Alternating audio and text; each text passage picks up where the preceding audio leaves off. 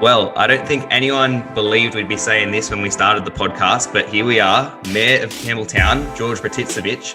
Welcome to the Bull Banter Podcast. How are you? Good, thank you, Blake. It's an absolute pleasure to be on this afternoon. So thanks for the invite. Yeah, not a problem. We've been chasing you up for a little while and, you've been around the club a little bit, so it's good to sort of get your opinion on things. We'll start off with a fairly simple one. How did you get into the world game?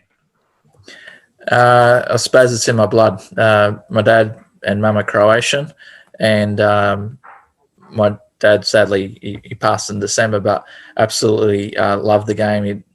I was born and bred in Macquarie Fields. We had the 900 square metre block, two younger brothers, so we're constantly out there playing with dad, 2-on-2, or we had our friends and mates over. It would make makeshift floodlights. We just loved the game. We'd do our own World Cups. I remember in 1986 going to the local corner shop and getting the World Cup cards with Diego Maradona and Argentina and, the Rummenigge and the German team. So, right. Yeah. So, and then I sort of didn't start till under 10s, which normally people start in 6s. Yeah. Because my dad, I thought it'd be more productive. He could sign my younger brother, Steve, in under 6s and me in under 10s. So he'd take us at once to Milton Park at Macquarie Fields. And I was playing for the Macquarie Fields United Flyers, which sadly no longer exist. But I had great memories playing on that field and, playing Campbelltown Cobras and Ingleburn Eagles. That was our local derby. Absolutely love the game. It's hereditary. It's in my genes, yeah. And you've seen with Croatia, 98 World Cup runners up to France, and bloody 20 years later, runners up to France again. So, But my greatest soccer moment or sporting moment is being at Stadium Australia when we beat Uruguay on penalties. I've been around a long time, many World Cup campaigns. Went to Melbourne to watch Uruguay and Australia in 2001, and then they lost 3-0 in Montevideo. Games against Israel and Canada when, Mark Schwarzer had a mullet and saved us in penalty shootout. So, I've been... So you've been around. Big journey. Absolutely. Yeah. So you've been in for the long haul. And, that's crazy. That 2005 game, that qualifier against Uruguay, that's honestly what made me fall in love with the world game as a young kid, 10-year-old watching that. You can't possibly do anything but fall in love with it. And I think it's the same for a lot of blokes my age. Going on from that, you've got the background in it, I suppose, and it's been, obviously given to you from your parents and passed down, and you played it all in your youth. But who did you support overseas? Look, in terms of back to Croatia, Hajduk Split, because that's where my dad was from. Yeah. But in terms of the EPL, Aston Villa, because in 1996 I went on a police soccer tour. We toured Vietnam, England, Scotland, Wales, Northern Ireland, and Ireland. And Mark Bosnich, he was at Villa, and he took us for a stadium tour. Gave us a whole bunch of tickets for their Blackburn game, introduced us to Dwight York. So I've got an affection for Villa because of the way they treated us on that tour and the way Bozza looked after us as well. So that's why I know Bozza. I run into him many times, and he's a real good guy. So you're well connected, mate. We got to use you to talk to some heavy hitters in the A-League, I think. I know a few. I suppose building on from that, being a Villa supporter, I say we'll ask for your favourite player of all time and currently playing now. Look, in terms of Dwight York, I think of all time, because he come to the EPL. He came from the EPL to, he was playing for Aston Villa and Man United. And in terms of, in terms of he come to the A-League, in the inaugural A-League. So in terms of, I've got an affection for him because he is a trailblazer. He played for Villa, played for Man United, went to the World Cup with Trinidad and Tobago, and then he come to Sydney on the first season and won the A-League. So in terms of him, met him personally. So I'd say Dwight York, followed by Bozza, of course. But then in terms of young up-and-comers, Ollie Watkins is probably and Jack Grealish as well. Like, two up-and-coming bloody brilliant players. So though England haven't won since '66, maybe with a couple of those young blokes, they can get closer. Not that I've always support the Socceroos and then Croatia. Like going back to the 2006 World Cup, can you believe Croatia and Australia were in the same group? Like you couldn't pick it. And though of course I'm going to support the country of my birth, it was tough, like being in the same group. And what a game! 2-2 should have been 3-2. Harry Kewell scoring equaliser. Carlat's doing the world's biggest error. Oh, he had a shocker. He had a mare. That game, it was probably more emotional than the Uruguay game. So, Yeah. No, 100%. And you see it even, in the stadium, there were some who were wearing a half Socceroo, half Croatia strip. Yeah. It's inseparable, When you got Viduka and Skoko and, you got maybe 3 or 4 players that got that heritage. And you had Josip Šimanić, the 3 yellow card bandit, who's Australian born, and 2 other, Seric and Didaluka, who were Australian born but chose to play for Croatia. Yeah. And I actually asked Seric's brother, did he regret, playing for Croatia instead of the Socceroos? He goes, no, I asked that for my brother. He goes, who would I drink coffee with? Like big coffee culture sitting on your backside in Croatia. So, he doesn't regret it. But, so in terms of the background of the Australian team, there's been many Australian Croatians play for Australia. So, yeah, those players from former Yugoslav nations, you see, even though they're all split into sort of micronations now, obviously Croatia being sort of the strongest out of them, but you see they're just a production line of excellent talent across Europe. And it's even, still represented in the diaspora here in Australia and abroad. So, good footballing lineage, certainly. Even Serbia now is making a good run in the Euros too. So, didn't Ronaldo blow up with no VAR on the line so to all? It's different now. I don't know. It's obviously the pandemic's affected everything, and there's no crowds. But I don't know. I think there's a lot of nostalgia around that time period, the late 90s into early 2000s. Football was just, a different level, I think. But anyway, we wanted to talk about things more locally. So pulling it back into MacArthur, you were involved in the bid process, and we just wanted to know, what was the process like to get a team in the area, and what role did council play in securing the team for Campbelltown? Well, we started a few years earlier than when the bid actually happened. Myself, the general manager and the director of City Lifestyles, and one of the executive managers went and met with Greg O'Rourke at FFA headquarters and Mark Falvo, and we sort of pitched a team, the idea, the growth, went through the demographics, the, projections of future growth association numbers, in terms of an idea, because we knew the expansion was on the horizon. So we just wanted to get our foot in the door, which worked quite well. Then we had some involvement with Sam Krislovich before he was a different bid to ours.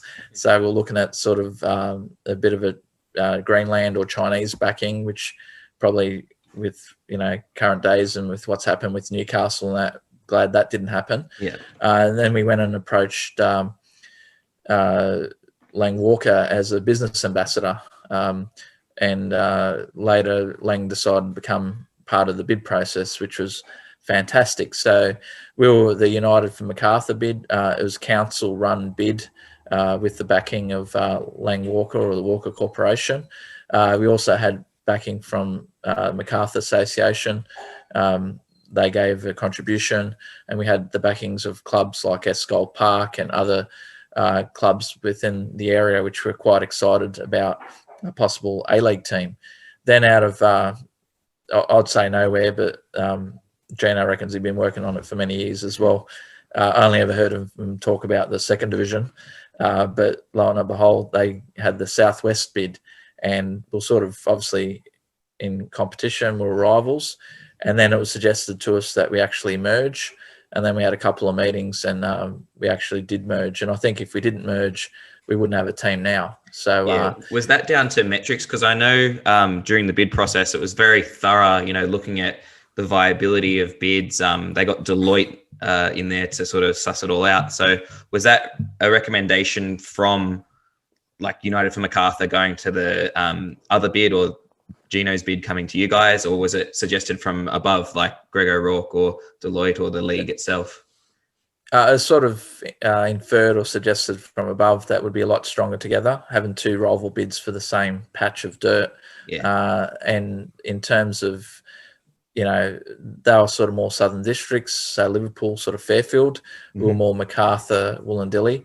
But what with, I suppose, the Southwest, it brought Bankstown Association online, it brought southern districts, and then you've got here the MacArthur sort of association as well. Then your numbers went from 10,000 to 30-odd thousand in terms of players, but in addition, the growth in the Southwest. So we complemented each other, and I think, if we didn't merge, we wouldn't be here now talking about it. You wouldn't be wearing the jersey, no, or have the background there.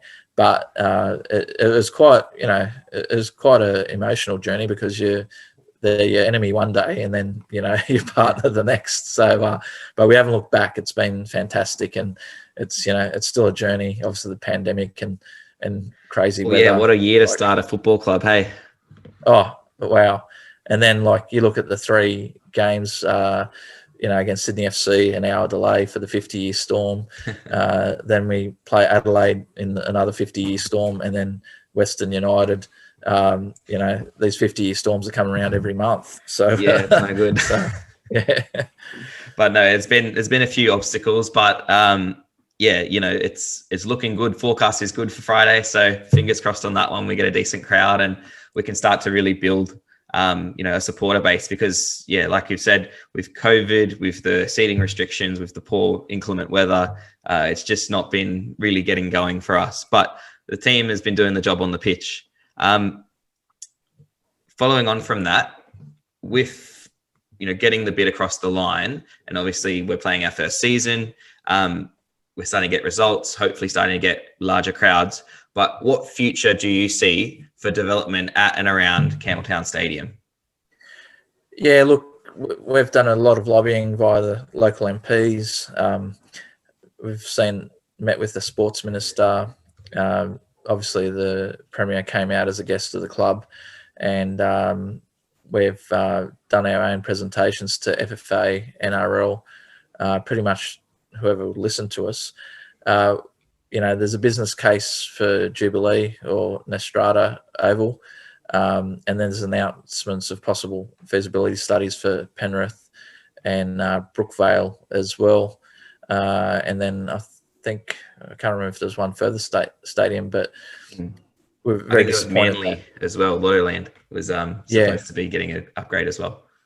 Yeah, so we're disappointed not to be part of that, because they're talking about suburban grounds, and because ANZ's not getting done, that maybe the money will be going to local grounds. And I think we've got a great case in terms of it's a stadium on the train line. It's got reasonable parking. It's we consider ourselves as a metropolitan city centre of the MacArthur region, and we've got our own A-League team now, and we've still got the NRL, and we've got many other competitions playing there as well.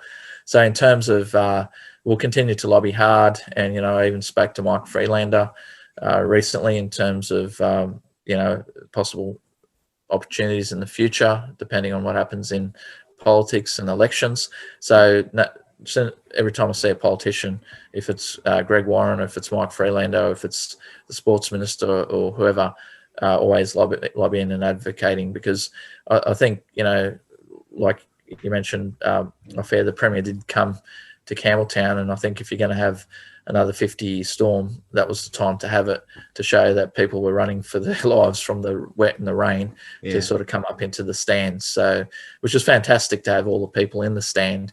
But it was good to see, politicians for themselves, that it's not a fully covered stadium. And when the weather's inclement, then it, causes disruption, takes away from people's comfort, and it might discourage people from turning up.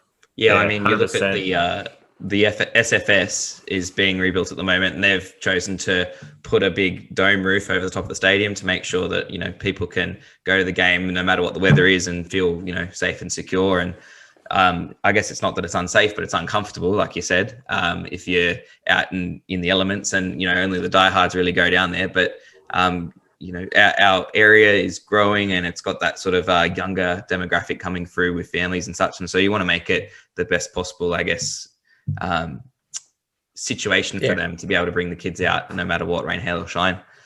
Like the advocacy, I did my stuff with the politicians, but then that game I joined yourselves in the bullpen, and I had to get my suit dry cleaned afterwards. So it was absolute soaked. I loved it, absolutely enjoyed it, and of course winning 4-0 helps as well. So yeah, you're definitely, I'd say definitely the number one government supporter, even though Gladys got touted as such. We haven't seen her in the bullpen, but you've been in there multiple times. I think you've deserved that title. I think should be yours. Yeah, look, the club chose to give her the number one membership, and I can see the merits in that because they hold the money bags for stadium upgrade. We can't quite do it on our own at this stage. So I can see the merit in that. But, I don't imagine her being in the bullpen. I congratulate her for going out on the field on the umbrella. But well and truly loved it, being in the bullpen and waving the flag and just being with the fanatics. Love it. Yeah, absolutely. Number one in our hearts. Thank you. No, fair enough. Fair play to the club as well. If it gets us, across the line for a southern stand or a proper home for the bullpen with active support, or just even some extra cover on the eastern grandstand, it'll all be worth it in the end, won't it? Yeah, absolutely. Yeah, definitely. Yeah. So taking it to the end of this week, we're up against Perth. We've been on a couple games of a good run. We've won against Wellington and previously against Western United. I wanted to ask you, George, how do you see this one playing out against Perth? What's your prediction for Friday? Look, Perth have probably had the most disruption with obviously being the furthest team away, and a few of the borders being closed where, the New South Wales teams, we played each other a couple of times, but they're a good team. Castro's a class player. When Reddy gets beaten, I love it. He's like, he plays I watched him go, from club to club, and when things don't go his way, I love it. So I hope that happens again. So I'd like to see, maybe a 2-1 win or even a bigger win. I think, we've got some momentum. The Wellington game, 1-0, ground out that result. Going to Wynn Stadium, it's not an easy place to play, especially with the wind and the beach, and it's not our home stadium. But in terms of the Western United game, we went down 1-0 and we got the equaliser, and then we got the second goal just perfect on the 45th minute. Like if you're playing FIFA, that's when you want to score, eh? So or the 90th, and then to hold out for that whole time, and Western United's a class team with Diamante and Berisha, another player I love playing against, and giving it to him because he fires up with that Albanian background. And so to have those 2 wins in a row, if we can make it 3 against Perth, Richie Garcia, he's obviously a brand new coach. It's his first proper big gig. There's some young coaches around, and they're making quite a good effort, and they're very passionate. I enjoyed when he played for Hull and the Socceroos and stuff. But I'd like to see him leave Campbelltown with a loss. So definitely. Wouldn't we all? I think that's a fair bet. You've heard it, listeners. If you back the mayor in, get on that victory for the MacArthur Bulls.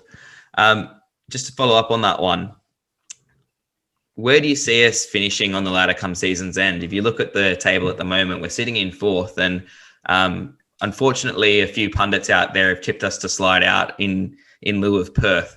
So I think, this Friday will be a very important game. But where do you see us ending up, George?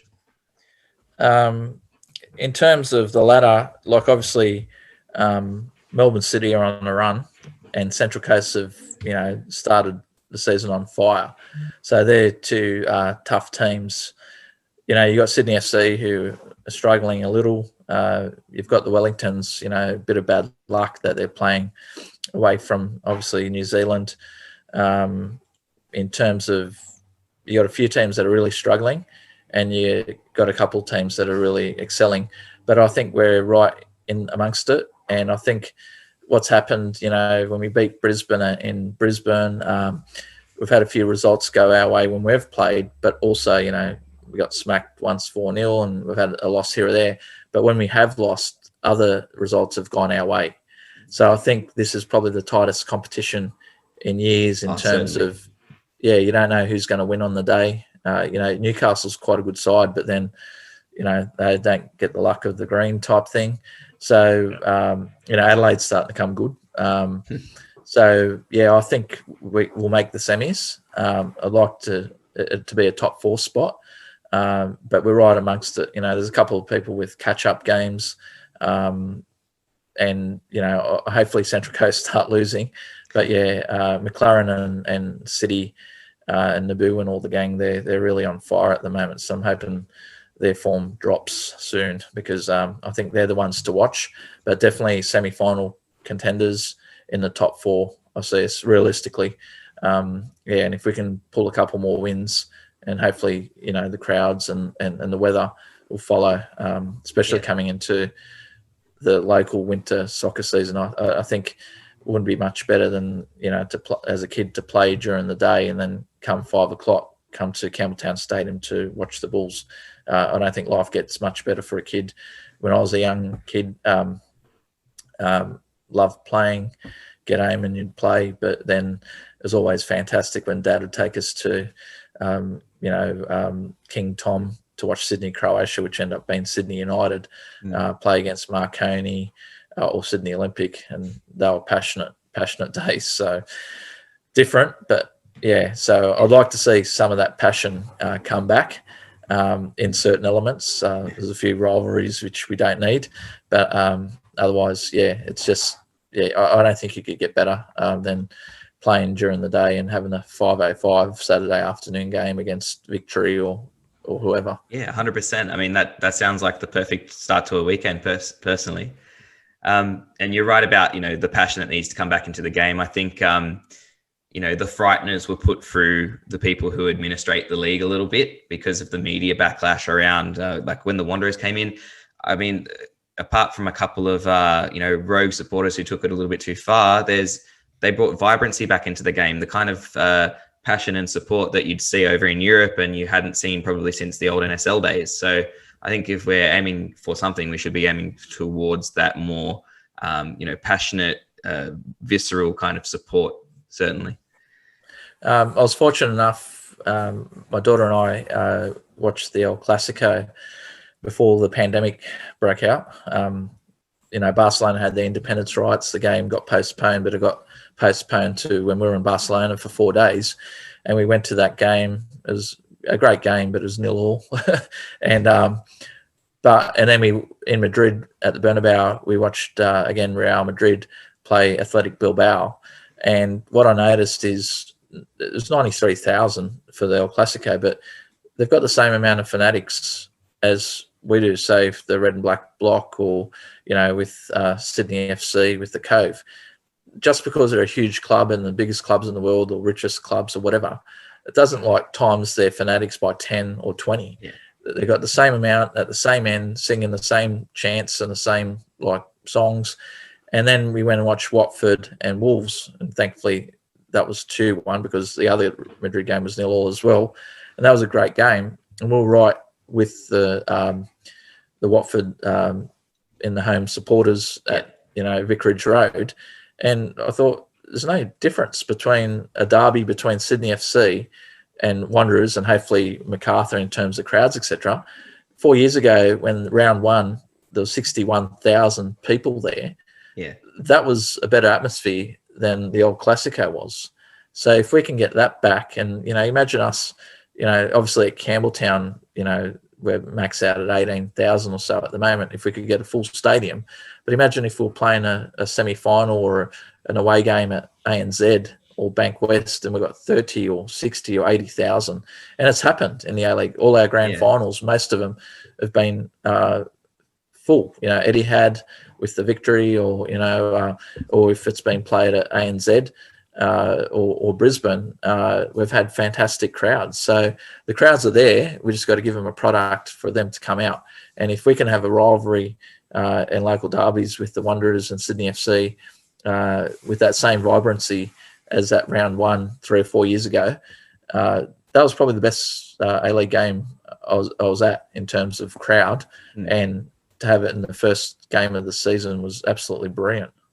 Yeah, it's massive. And, bringing it back to what you said before about having the kids play the game and then go to the game, that's the kind of support that you want to instill. And in terms of MacArthur, yes, we're a young club, but the results are there and they're growing, and we'll be able to, with, further support. And as it becomes more of a culturally accepted thing, the area is still sort of getting used to it, I suppose. But it will grow.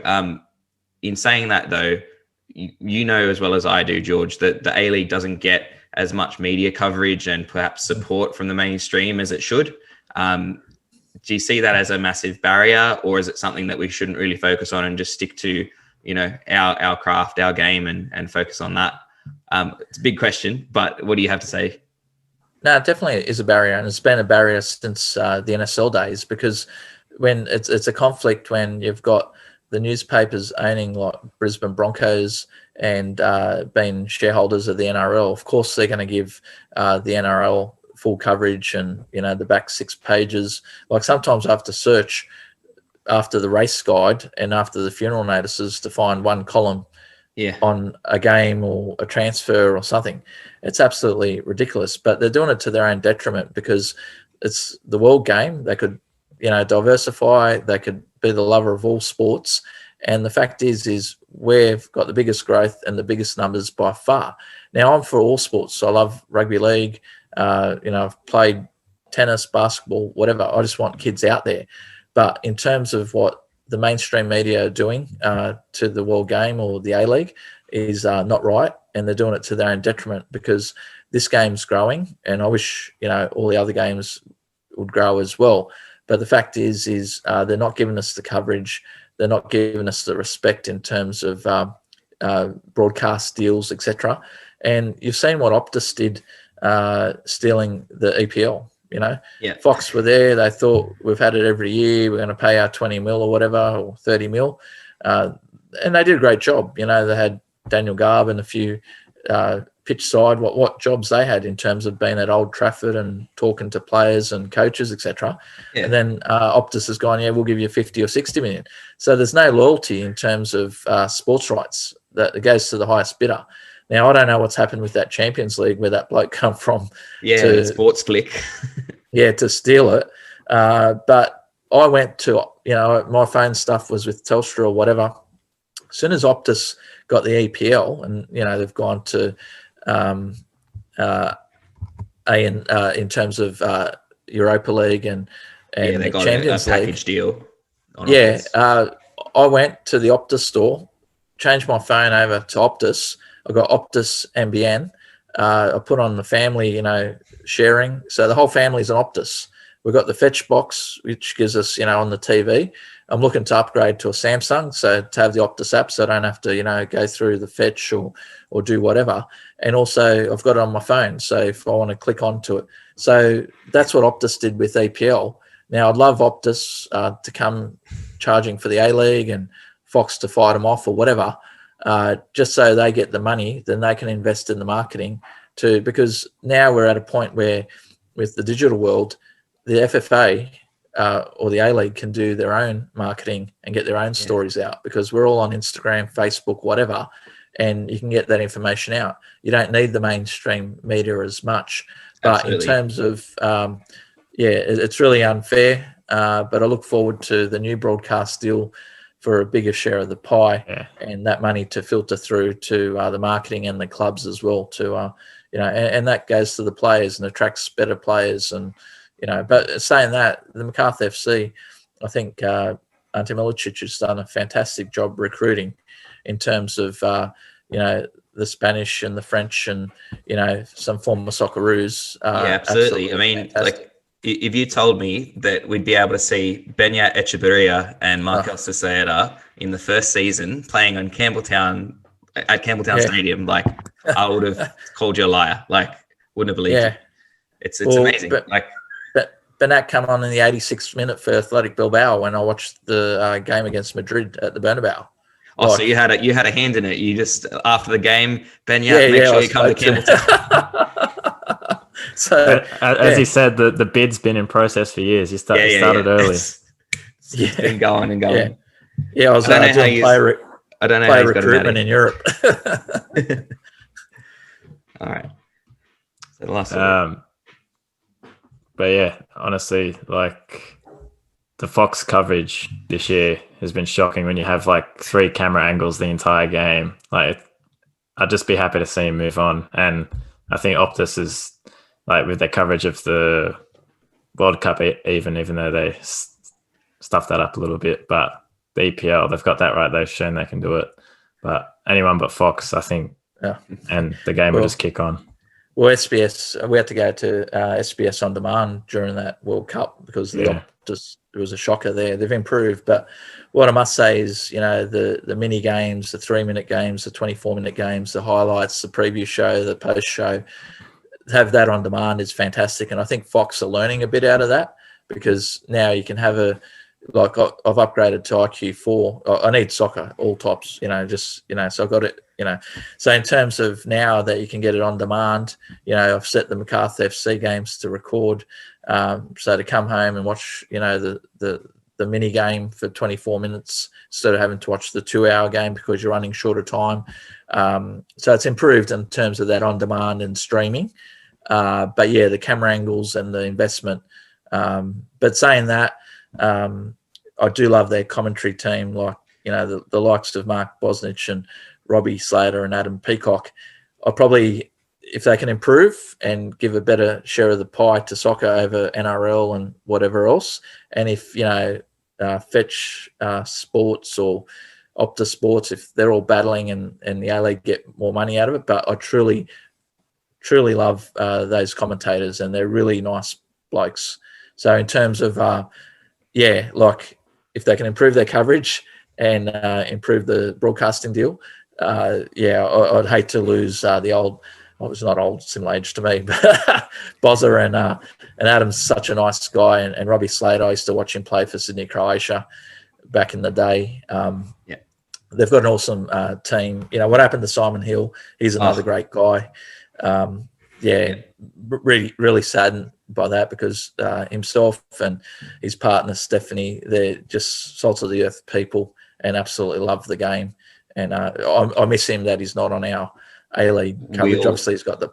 We all do. Like, whatever streaming platform or broadcaster can get Simon Hill as commentator, that's where the A-League should go.